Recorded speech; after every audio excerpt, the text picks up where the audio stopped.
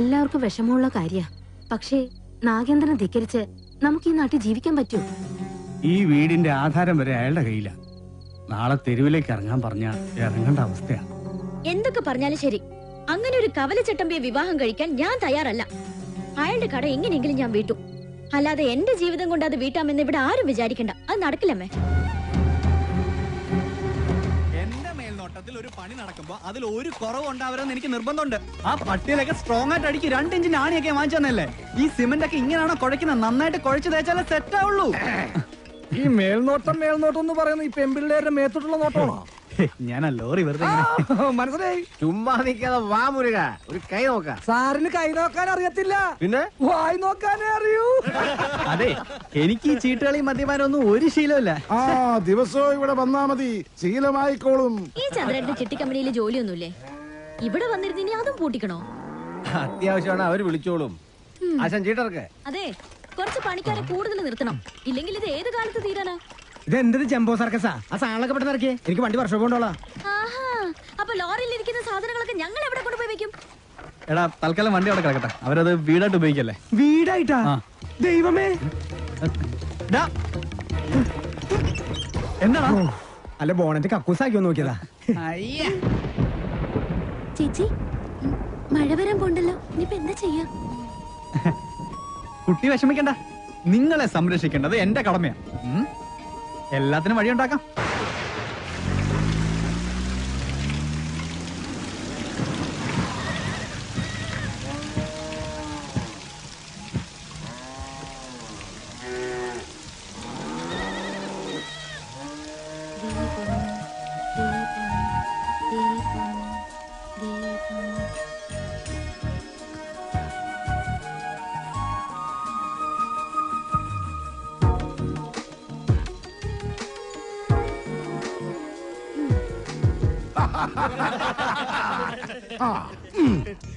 സലാമുണ്ട്.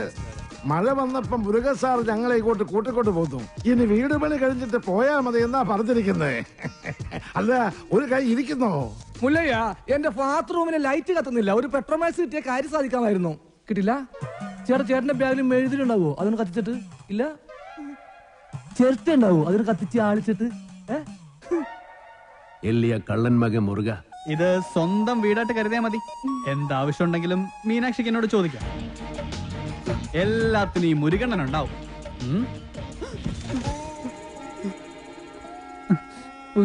ഇവിടെ നിൽക്കണ്ട. മഴ പെയ്തപ്പോ എല്ലാരും കരച്ചിലോടെ കരച്ചില്. പ്രായമായ പെൺകുട്ടികളെ കൊണ്ട് ആശാൻ എങ്ങോട്ട് പോനാ?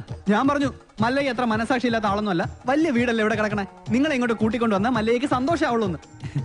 ഈ മനസ്സ് എനിക്കറിഞ്ഞൂടെ? നിന്റെ ആസനത്തിൽ നീ തന്നെ സുണ്ണാമ്പ തേച്ചാ മതി. എന്റെ അടുത്ത് പറഞ്ഞു ആന്തി മകനെ, തന്നെ ഞാൻ മൂർക്കാൻ കൊണ്ടിയാ നീനു.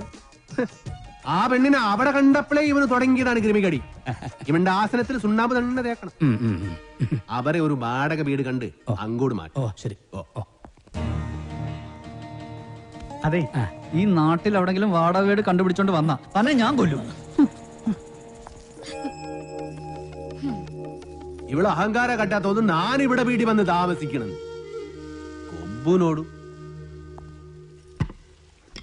കൊള്ളാം. നിനക്ക് ഡ്രൈവിങ്ങിനേക്കാളും നല്ലത് കുക്കിംഗ്. എല്ലാം നല്ല രസമായിട്ടുണ്ട്. താങ്ക്സ്. ഇതെല്ലാം ഉണ്ടാക്കിയത് ഞാനല്ല, ഈ ഗൗരിയാ. ഓ, ആരാ നല്ല എല്ലാം ഭയങ്കര ഉപ്പ്. ഏയ്, എല്ലാത്തിനും നല്ല ടേസ്റ്റ് ഉണ്ടല്ലോ.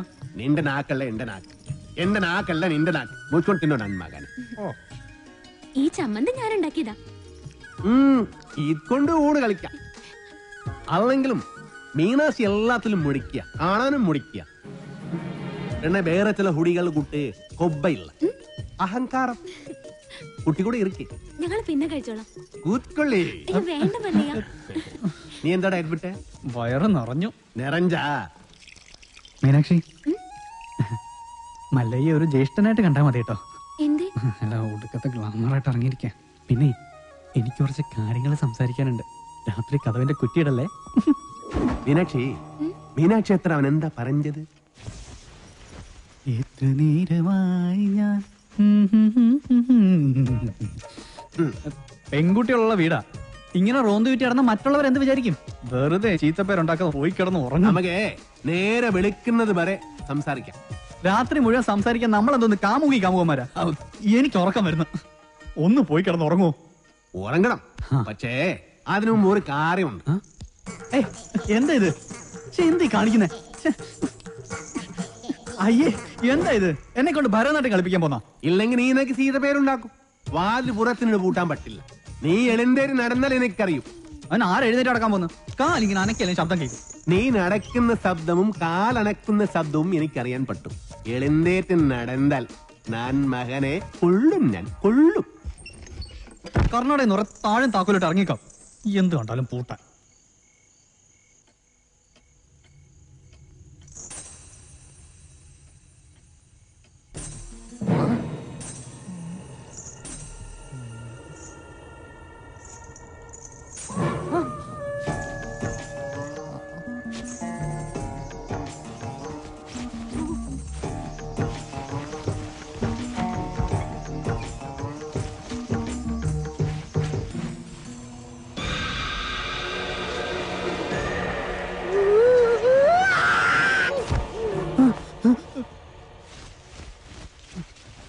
ശവം.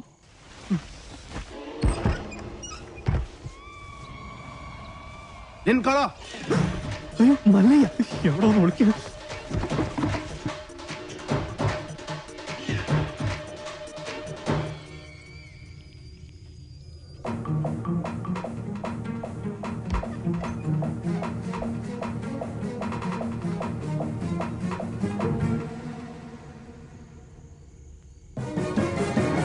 കള്ള കുടുക.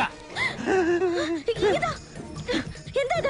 മുരുകൻ. മുരുകൻ മുരുകനല്ല, ശ്രീകൃഷ്ണ. സോറി. എന്താ? സോറി.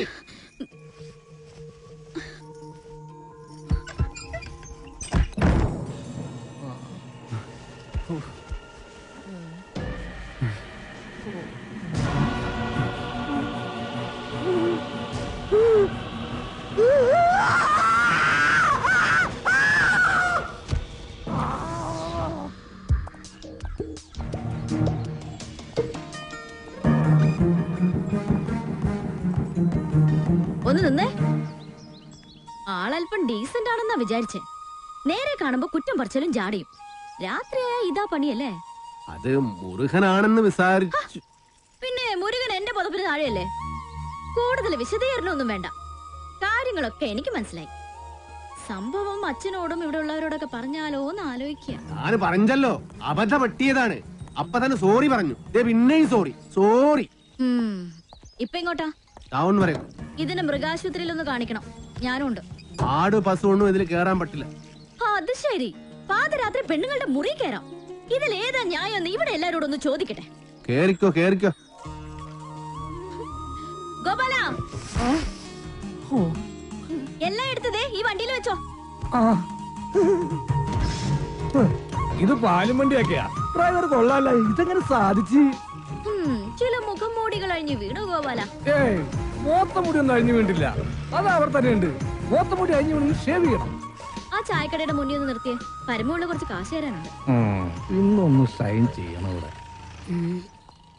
കുറച്ചു നാളായി കാശ് തരാന്നും പറഞ്ഞു പറ്റിക്കുന്നു. മര്യാദക്ക് കാശെടുക്ക്. അടുത്ത മാസം തരാൻ മോളെ. പറ്റില്ല, ഇപ്പൊ കിട്ടണം. അടുത്ത മാസം തരാന്നേ. താൻ തരുന്നോ അതോ മല്ലിക ഇങ്ങോട്ട് വിളിക്കണം? വേണ്ട, ഇപ്പൊ തന്നെ വന്നേക്കാം.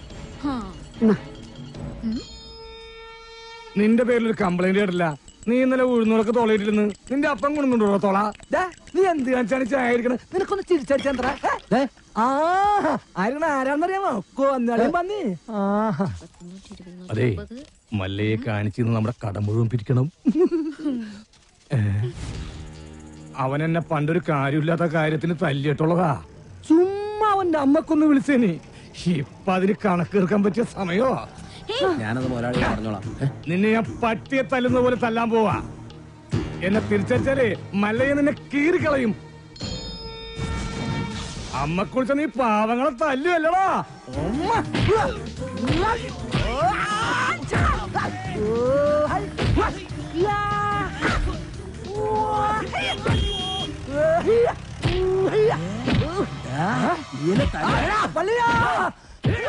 എന്നെ എത്ര വേണമെങ്കിൽ അമ്മ കുറിച്ചോ.